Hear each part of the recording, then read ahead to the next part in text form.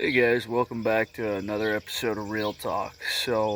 Today's video, we're going to be talking about weather fronts, moonlight, and animal travel. Okay, so if you don't think that those affect what's going on out there, then you haven't been paying attention at all to nature. Okay, because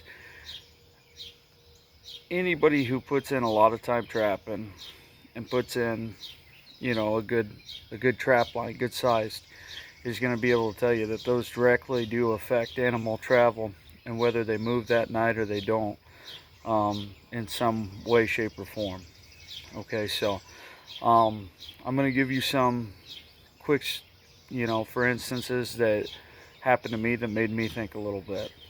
Okay, so first off, I was trapping, I think it was 2 seasons ago, 2 or 3, and I was running, I think, at about 50 blind sets at that time.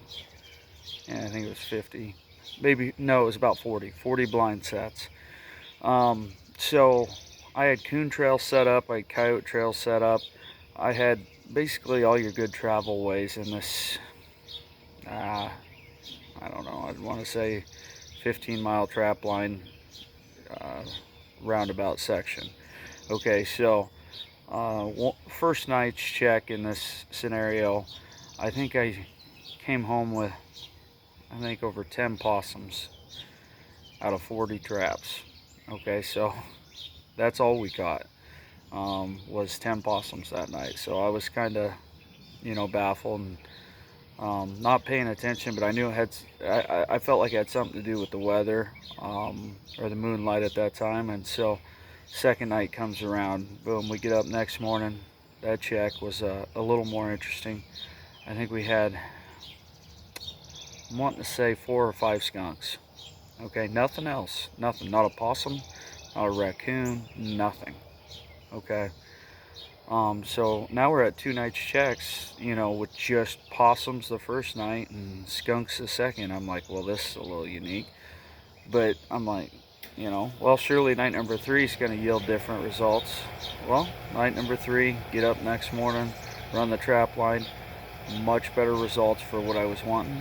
I think that day I caught about 10 raccoon and 1 coyote. Okay, so that's just, and no possums or skunks. So, you know, that's a little suspicious, right? Like, it makes you just wonder what goes on out there at times, and it also teaches you that we don't know it all. We like to think we do, but we don't.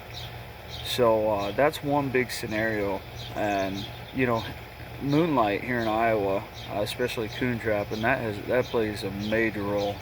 I mean, if there's a bright moon for 2-3 nights, man, you may not catch anything. It doesn't matter how many good spots you're on.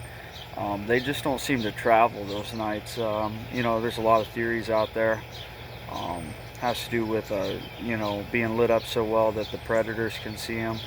I'm not 100% sure. I mean, I think that sounds like a pretty solid theory. When a rain front's coming in, one year it was kind of strange, but each time a front came in with moisture, whether it be rain or snow, it seemed like 2 nights before the system hit. So 2 nights before the system hit, I knew that, I didn't know, but it just kept being consistent. That following morning, man, hammered everything, and lots of it. So, there's some scenarios in your, that you guys can kind of take away from maybe. We can always learn from each other. I don't know it all, and if I was smart, what I would do, and I think if somebody really ever puts this together, they'll put out like 100 blind sets on a variety of trails and just hammer the crap out of, a good decent trap line amount of area, and they'll keep notes on what they're catching, the moonlight, the pressure systems, the temps, everything. If somebody did that, I think a guy could really learn a lot from that. I keep telling myself I'm going to do it, and I don't, so I might not be that smart guy. So Um, anyways, last scenario, and I'm just going to leave you guys with this one. I think this is a really good one. So just this last winter, I was hearing about this blizzard that was coming in. I was running a trap line. It was a pretty good variety trap line. So I was really excited this system was coming in. I kept hearing, oh, it's going to be snow, but I didn't think it'd be what it ended up being. But I knew the animals would move. So I had a good trap line out. I'm like, well, I got to run it, but I got to pull a little each day, because I mean, I work a full-time job, and you know, with the big snow coming in, I didn't want all my traps to get snowed in and have to dig them out later. So I'd run a big line, and sometimes I'd add a few sets, but I'd pull just a hint more than I added. And the 2 days before the system actually hit us, I did pretty well, I feel like, and you guys will see that picture. It'll be the photo for this video, but I did really well. And so then the snow hit, and I realized why exactly, you know, the storm I was hearing about and why the animals moved so well. I mean, we got hammered with 2 snowstorms in a week's time, I think, with about over 2 feet of snow. The ditches, there were no ditches, which is what I trap a lot of. Private ground, you couldn't get onto it without a tractor or you know, something. A snowmobile. I didn't have one of those. And it was negative, I think, I can't remember exactly, but it was negative like 10 degrees at night, regular temp, if I'm wanting to recall correctly. And nothing moved for a while until the coyotes moved, but I couldn't do anything about it. My snares weren't long enough to get above the snow line. They stood out like sore thumbs in that 2 feet deep snow.